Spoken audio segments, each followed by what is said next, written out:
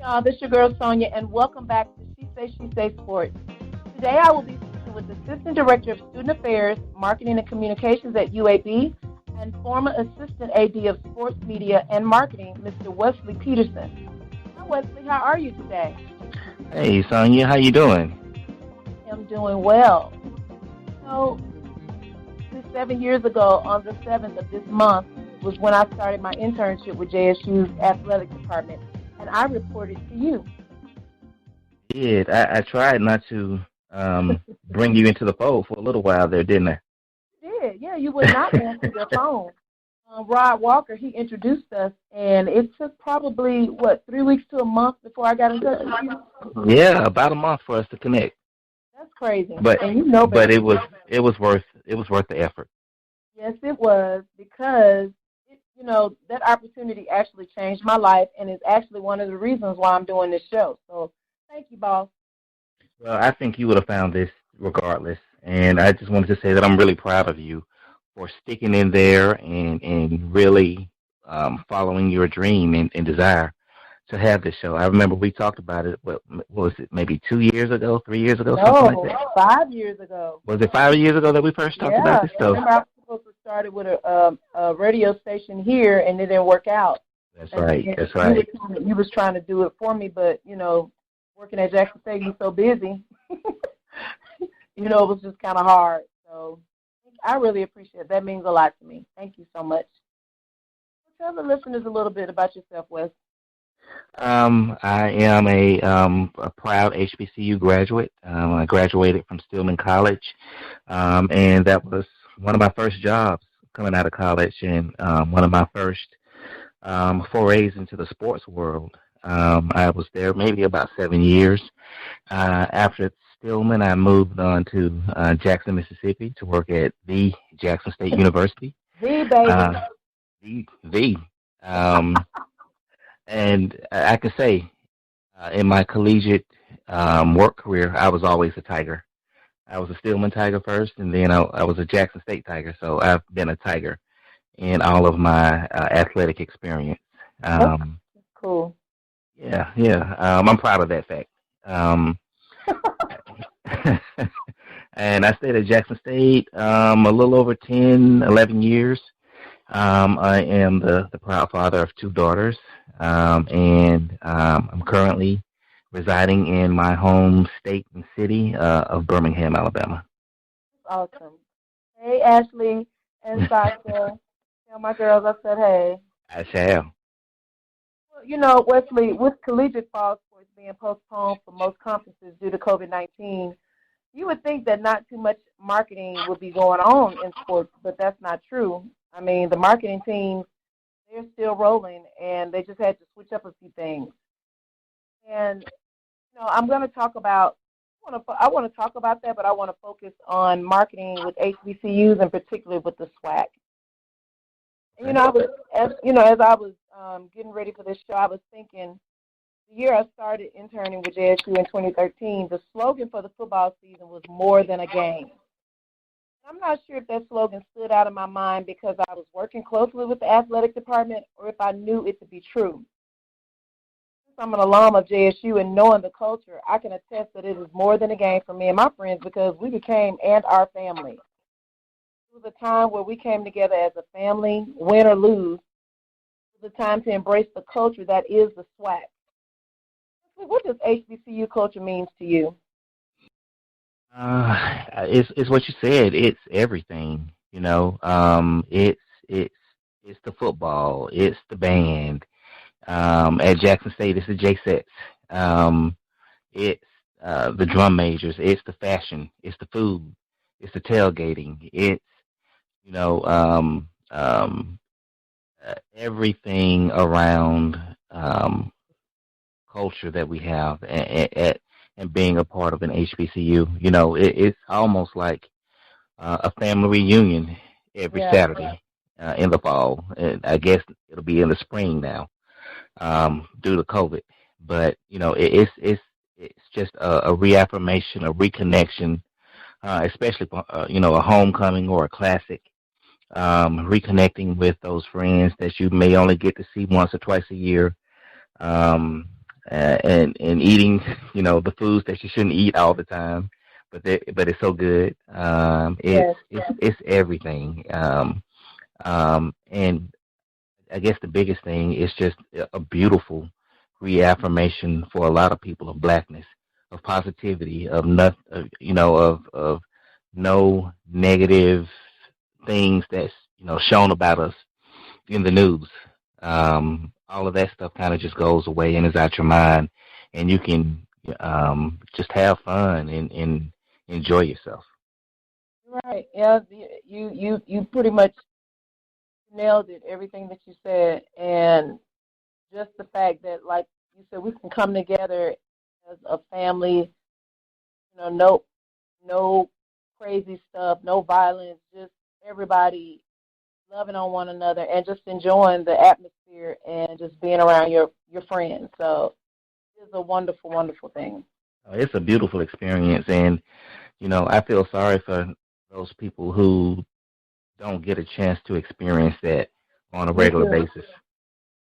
I agree. Me too, because I have a friend that she's originally from San Antonio.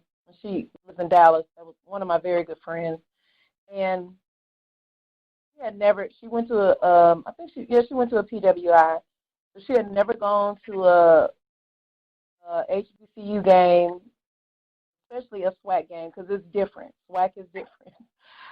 And I brought her. She came to one of the games in 2010. Actually, it was homecoming, and she was amazed. Because the yard at 12 o'clock. High noon. Oh, it's popping. Everybody is on the yard. Everybody. And she was amazed and in awe of people, the food, the vendors, and, us taking pictures. And it was just like, she was like, I have never seen as many black people in my life, and this is beautiful. She was like, this is beautiful. She was like, this is amazing, and if I could do it all over again, I would have gone to a HBCU and probably Jackson State. So, it's a good thing to hear from people who've never gone to an HBCU. So, yeah, it's a great thing. But, when you coming up with that slogan, more than a game, how important was it for you and your team to know your audience? I think in anything that you try to do, marketing, advertising wise, you have to know your audience. You have to have some kind of connection to them. So yeah, that's a really big piece. And just because you have an idea of your audience, likes and wants and dislikes and things like that, everything that you do is not going to work. So just like for you, the more than a game slogan, for me, is a really special one while working at Jackson State because, like you said, the things that we did, the atmosphere that we were trying to create, and the atmosphere that our fans helped us make, it was more than just a football game. The football was important, but again, you have the bands, you have the cheerleaders, you have the J-sets, and all of those things work together to make a unique sporting experience. But you have to have an idea of what your core fan base is into. Right. And because it's more than a game then and now for JSU Sports, do you think most fans come for the culture experience and or racial affirmation? I think that's part of it. It's there's nothing like being with people who look like you, just to be honest, who in many ways think like you, who accept you, who encourage you, who love you. Um, so there's nothing like that. So yeah, I think that's a big part of it. I think when the teams are really good, people are going to come, and that's just icing on the cake. And some years, maybe when things are lean, and the teams are not doing as well, you still come to the games because you get to see those people that make you feel a particular type of way that brings joy. And there's those other things, the food, even if it's, you're playing another HBCU opponent. There's comfort in knowing I can go to, and mess with a person from Southern, or a person from Grambling or Alcorn, and have that friendly rivalry, jaw jacking back and forth. There's comfort for that as well. So yeah, I think that's a big part. That plays a big part in the life and the culture of HBCU sports. Yeah, and I'm gonna get more into that. What you just said later on, but for a lot of HBCU schools, they feel it's more than a game, and because of that, a lot of people may come to the stadium, but won't necessarily come into the stadium to watch the game. Do you think some would rather just tailgate versus coming into the stadium and watch the game? That's a good question. If I knew that when I was working at Jackson State, while the SWAC and particularly Jackson State led the FCS in attendance, there were some games where people would have preferred to be out in the parking lot instead of the stadium. And I think that just kind of goes back to some of the cultural things where, we as a people, we like to grill. We like to do those things. And, when Jackson State is rolling and some of the other SWAC schools are rolling, our people may get a little spoiled and complacent and used to it. And we take some things for granted. So while we were, buying tickets and still supporting the team financially, in that kind of way, we could probably tip out of the game, right after the band comes off at halftime, if your team is up big or if you're losing big, and just kind of go to the tailgate area and grill and do those things that we were just talking about, just hanging out with your friends and either having a good time or trying to make the best of whatever is happening on that day. So I think some of that is cultural for us. But I will say that at least for, speaking from the places I've worked, that the fans really did do a good job of coming into the stadium and supporting the team and, cheering the team and the band on. But yeah, I think that's kind of one of those cultural things that it just kind of maybe goes with the territory a little bit. And I agree because I know with me and my friends, especially homecoming game, we're there early, get in section 109. That's the section we all go to. I remember section 109. Yeah, I was looking for you a game. No. I was looking for you one homecoming. I was like, I don't work homecoming. No. Oh, you used to be so mad at me. But so we would stay, and watch the game until like the last 4 to 5 minutes of the third quarter. And after, whether win or lose, it didn't matter. We were going down to the concession area because that's where all of our friends, like our little crew, the guys and stuff that we hang out with, they'll be down there. And, we figuring out if we're going to go eat something or we're going to go to tailgate for a minute and then go eat. So, it was just like a meeting place for everybody to start getting ready for the night activities. So you're right. I mean, I guess that is a part of the culture. Just, some people stay for the game, like the older fans, real extreme ball fans, they're not leaving until the last. Now, some games I'm going to have to stay, especially, I can bring up, I talked about this on the show once before when Jackson State played Southern in 2010. Okay, Stereo. Yes, Stereo, that Hail Mary the last few seconds, and we won that game by 1 point. And so those type of games, yeah, you're going to stay because history is being made. So, that was a special game. So I totally agree. What I will say, and that's a good point, but what I will say is that if the games are competitive, and again, I'm just speaking from my experiences at Jackson State, the fans will stay. So like that Terrio game, I think the fans did leave because we were down. I think they left maybe the start of the fourth quarter or something like that, and then the rally started, and, the rest was history with that. And I think, I want to say for that year, and even the next season, there were not many games where the Jackson State fans left You're right. early. You're So right. Because we were winning, and we went. I think was that the next year that we went to the playoffs. I mean, we couldn't go to the playoffs because of something. yeah, it was a bad decision by the conference office at the time under the previous leadership. Yeah.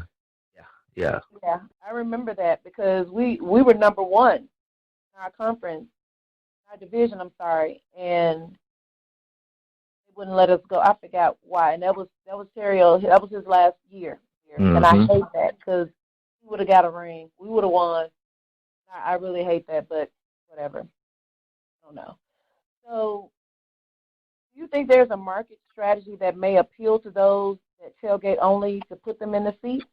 Or it's just, it is what it is. I think one thing that you can do is talk to them. Go out and do a little market research and find out what it would take to get them to interact, probably a little bit more. I think game atmosphere is something that helps. Some of the things that we tried to do when I was at Jackson State. To enhance the game atmosphere, contest, recognizing former teams, former coaches, and champions, and things of that nature, and also introducing the other sports. Could be some quick fixes that you can control that may interest some people into coming out the parking lot and or staying in the stadium a little bit longer. But yeah, I think that the first step is just talk to your people and say, what would interest you, because if they're in the tailgate area, they're supporting in some kind of way. Right. So, I think that would be a good start. That's a good idea. I agree. So when you watch Power 5 school games on television like LSU or Alabama, stadiums are packed to capacity. Do you think they may have more participation from their fans versus fans at HBCUs? I think some of it is down to culture, and that's one of the biggest things that I believe it is. And again, before I answer that question, I'm going to go back and say the last 25 years or something like that, the SWAC has led its division, the LCS, formerly 1AA, in attendance. So, that's nothing to sneeze at. And, your blue blood schools, Jackson State, Grambling, Southern, they've been consistently among those leaders. And they dominated attendance in that time as well. So, if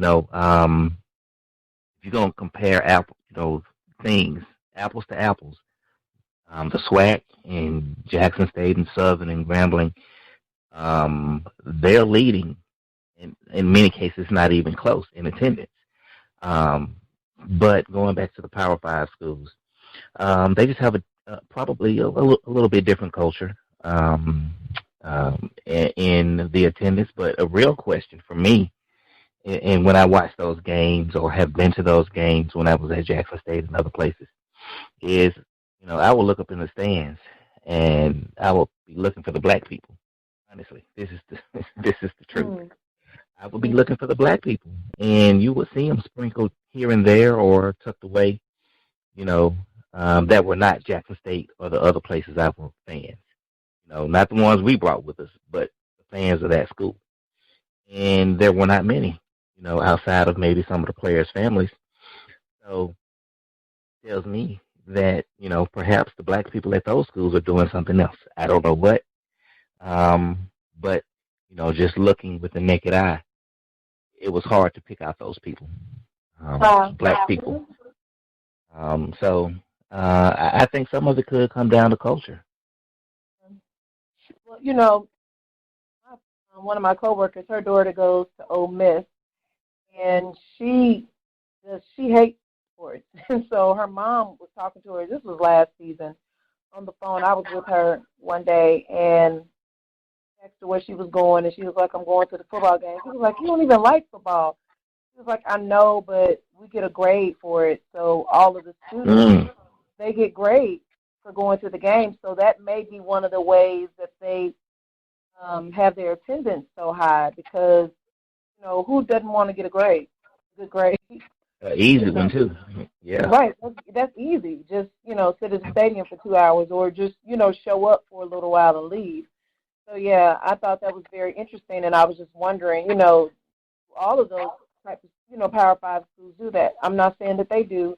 It was just interesting that she said that. So, yeah, right. It may be culture, and it may be also getting a grade. So who knows? Yeah. Well, I can't knock that hustle. I would have been there getting my grade. I'm not even mad. And, I mean, it may, like you said, it's an easy grade. So why not? All schools should actually do it. You mentioned earlier. But one thing I will say back about the Power 5 is one thing that I can say that I really respect is that they do invest time and money into a lot of their game day atmosphere. Now, while some of it may not appeal to us culturally, it's interesting to see some of the things that they do and some of the processes and mechanisms that they have in place to really create what they want in a game day atmosphere. So, just being at some of those places and seeing some of those things is an interesting kind of concept that a lot of those places that they use. Right, and it's you mentioned earlier about how you dress at the SWAC or whatever, and I remember I was living in Dallas and I was dating this guy. He actually played football at SMU, and we were going to the game. He wanted me to go to the game with him and some friends, and I was like, okay, cool. So as I'm, like the night before looking at what I'm going to wear, I was like, wait a minute. I need to ask him, how do they dress? Because, the SWAT, we dress different. We do. We're dressy. We're very dressy. When I was at Jackson State, most of the games were at nighttime. So we would dress up like we were going to the club or whatever party was going on. So heels, I didn't have on a dress, but I would have on, like a cute outfit, but with heels and stuff. So I called him and I was like, hey, you guys wear to the game? And he was like, a T-shirt and shorts. I mean, because it was like September, October, and I was like, what? He said, tennis shoes. I was like, tennis shoes? And I was like, oh my God, so that was odd to me. But I thank God I did because the stadium is on their campus, and that campus is huge. We was walking, like different. Their tailgate is totally different from ours. Yep. It was nice. It was just different. But after that game, I sometimes, I started wearing Converse and stuff to Jackson State games in the last few years because of that experience. And I'm like, girl, please save your feet because you're going to a party later. So, and I think that's actually not a bad idea. But them about that. I always appreciated the effort that ladies went through to get ready to come to the football games. I appreciated that. It didn't go unnoticed. Well, thank you. We appreciate it. I'm glad y'all noticed. So, excuse me. Does the team losing play a part with people not coming into the game? And I'm going to get off the tailgating thing, but I just I want to hear what you think about it. I definitely think that no coach or administration wants to have a losing season.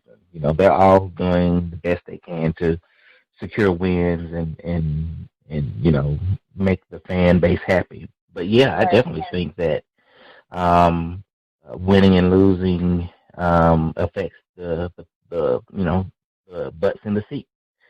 The old school saying. Winning, whatever issue you might have at a school, winning helps cure it. It helps cover it up. It helps make whatever bad times you might be going through a little bit easier. That's true. So, yeah, winning is, I think, a determining factor at any program, honestly. Mm-hmm.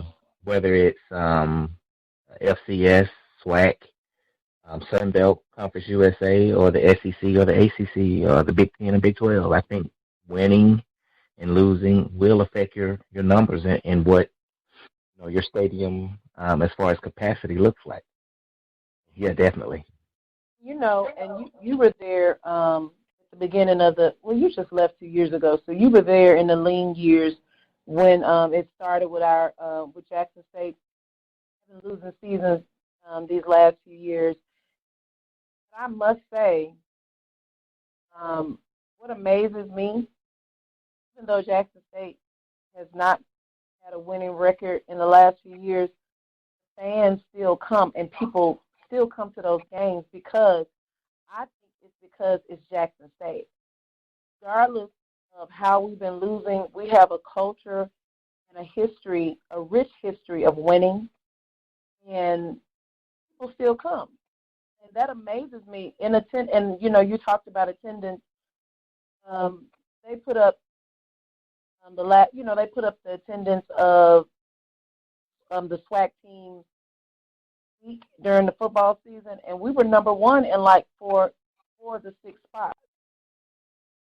And that amazed me. I'm like, people are still coming because we're still Jackson State, regardless. So that really got my attention, and it was just I was amazed. It doesn't surprise me. I can It say doesn't. that the SWAC in general has some incredible fans. Some of Right. them, depending on what school you're with, and that kind of stuff, they get on your nerves. But you can respect you can respect their love for their school. Right. So I haven't met an Alcornite and thought Alcorn was the best thing since sliced bread. I've never met a person from Jackson State who don't think Jackson State is the best, and Southern and Grambling, and going outside the SWAC to FAMU, friends I have there, and even down to the Division two level to the friends I have from Shaw and places like that. Right. So I think that you're right. Our fans, some fan bases are bigger than others, but I think they're loyal. They're rabid fans, and they love their schools, and their sports programs. So yeah, I agree with everything that you said. That's true. That is really true. So the SWAC and the MEAC are sister conferences and have a few similarities when it comes to running their conferences. With that being said, MEAC branding marketing, is it kind of the same as the SWAC? And if not, why?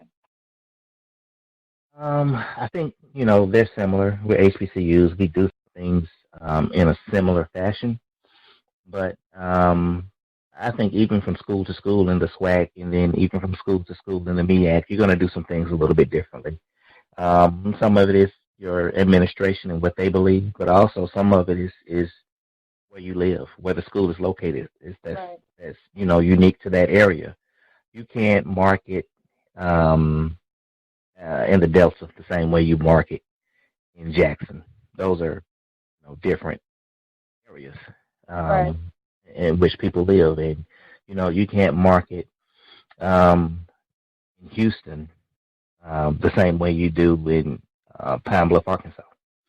So yeah, I think there are some things that are similar, but there are also some differences. I think where the MEAC, and they don't have this kind of going for them anymore. North Carolina A&T, it was just such a huge juggernaut over the last few years. And, the old saying, a rising tide lifts all the ships.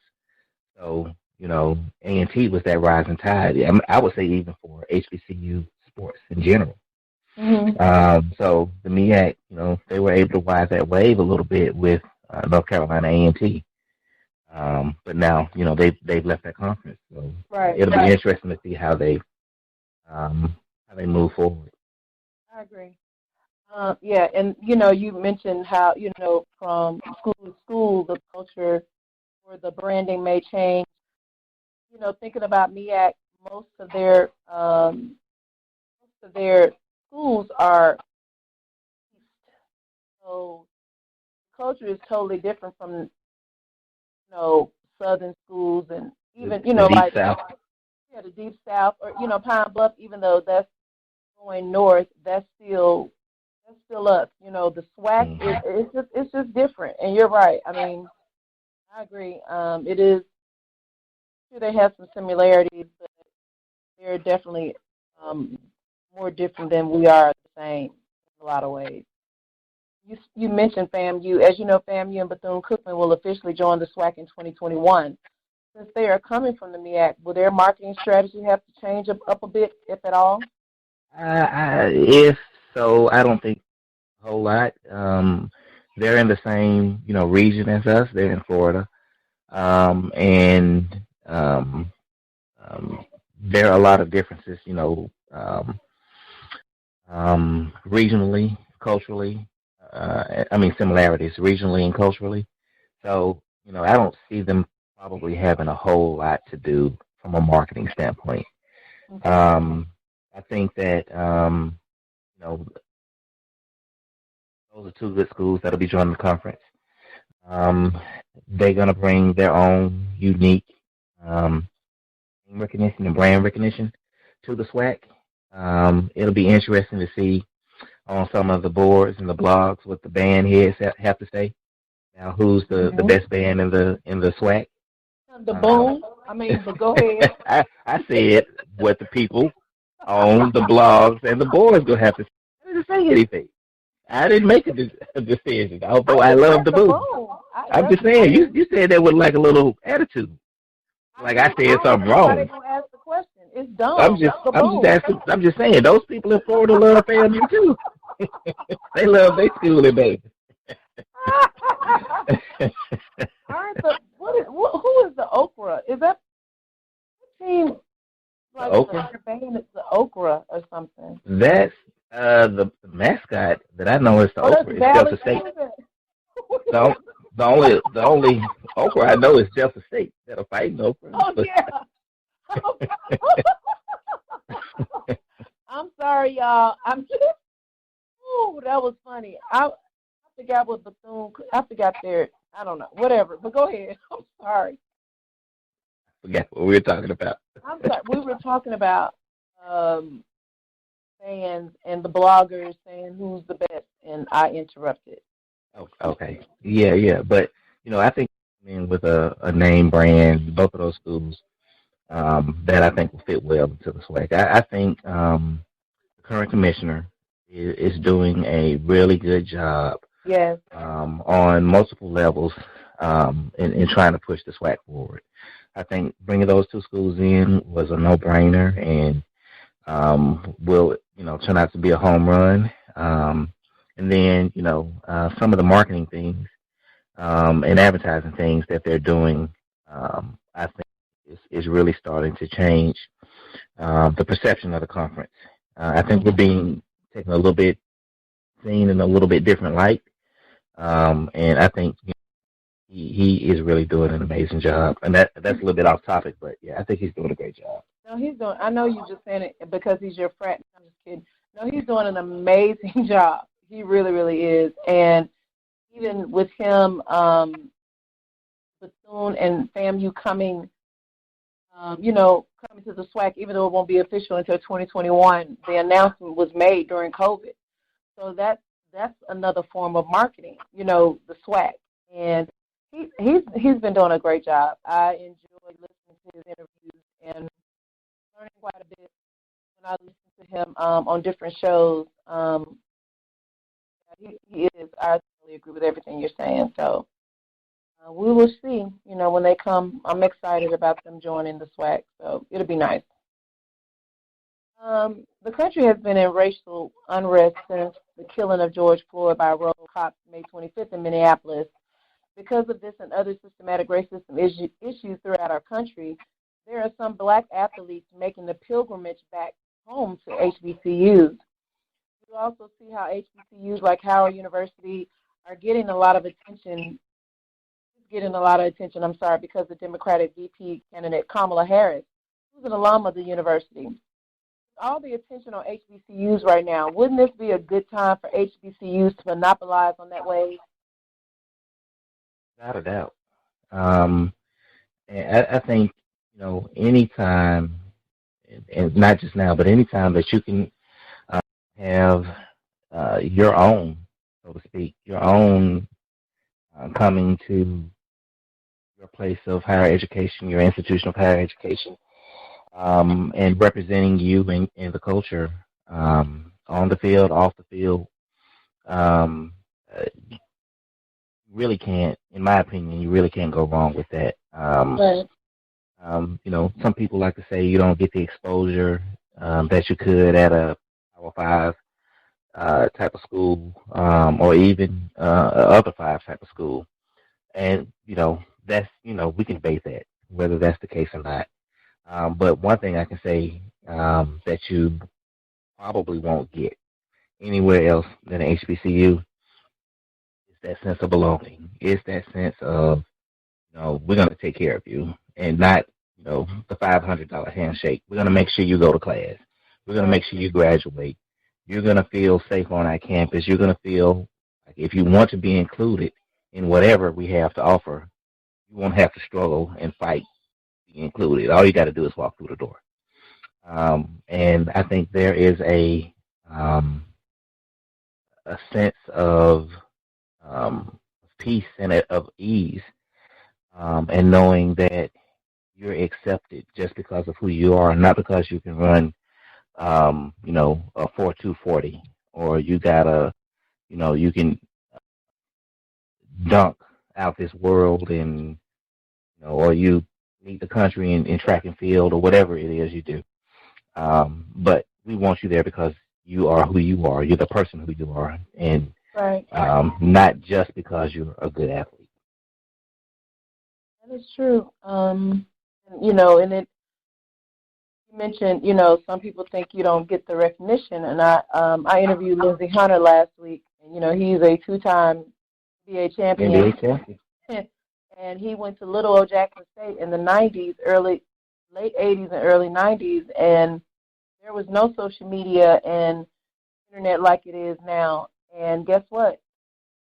He made it, and he was seen. And if you, just like he said last week, if you putting in the work, they'll come and see you. Trust me, that's not the issue. It's like, I think because bigger schools have all the bells and whistles, you feel like, oh, this is better. Not necessarily, because when it all comes down to it, you're just a number to a lot of them. And I'm not saying that for all other schools outside of HBCU schools, but a lot of them just see you as a number. Hey, let's get this win so we can get this $1 million, or let's get this sponsorship, for this show, or, commercial, whatever. So I totally agree with you about that. It's just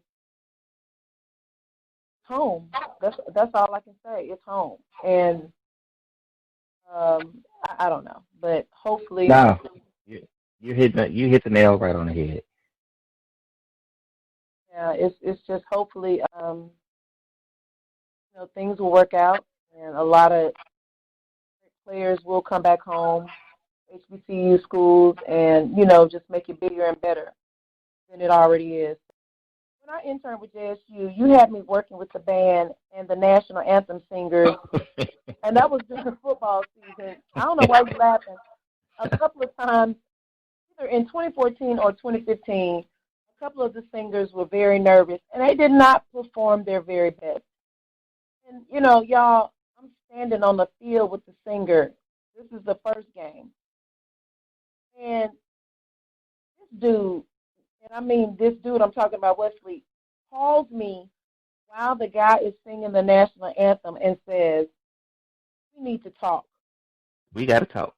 And I was like, I knew why, and I almost literally screamed on the field with laughter, because I couldn't believe you did that.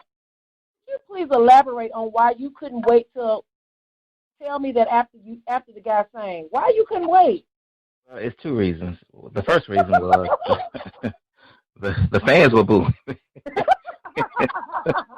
The fans were booing.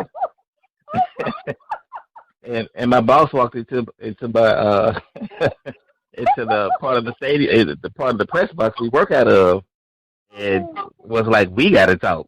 So it rolls downhill. So when it was Fuller, right? Wasn't it Fuller? It was Dr. Fuller.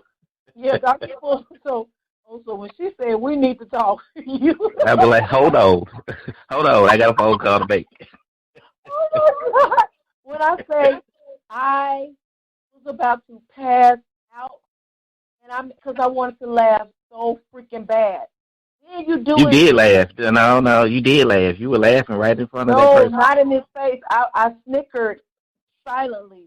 So then the next week, another singer is nervous, and then he burps while he's singing. So this time in the microphone, I was like, "Oh, I'm waiting for you to call me." But this time you text me and was like, "We need to talk." Yeah, I gotta switch it up. You can't be waiting on my phone call so you get hit in the voicemail. So okay, that was only 2 times. That was a rough season. I don't understand what happened. But that was a rough season for national anthem singers. Yeah, I don't know what was going on. Me either. But do you remember who could have been like one of the best anthem singers I brought while I was there or while you were there? Well, I'm not gonna say that you brought the 2 top national anthem singers while I was at Jackson State. Number 1, Andrea Johnson. Oh yeah. Yeah, she tore it up. She tore it down. That's one of the best ever of any place I've ever been live to hear a person sing the national anthem. I've heard a really good national anthem being sang at other places, and you could kind of hear little murmurs. That was the first time I heard the whole stadium just quiet that I can remember.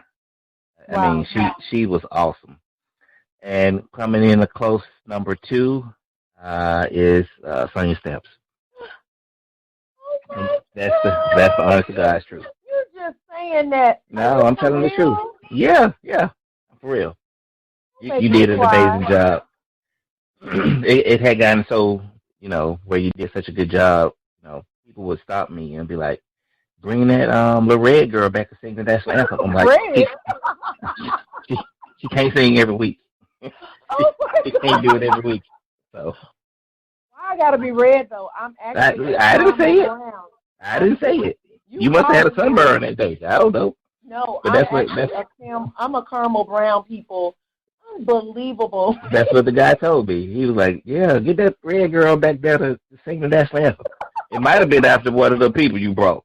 that might have been the case. Wesley, that is so sweet. Thank you so much. I really appreciate that. Well, you did a great job. They call me the anthem singer because I sing for the Mavericks. I've been doing that since '06. So, but yeah, it was fun doing it. But I wanted to highlight some of the students at Jackson State. I was like, you know what? I want to do that for them. And I'll be honest. In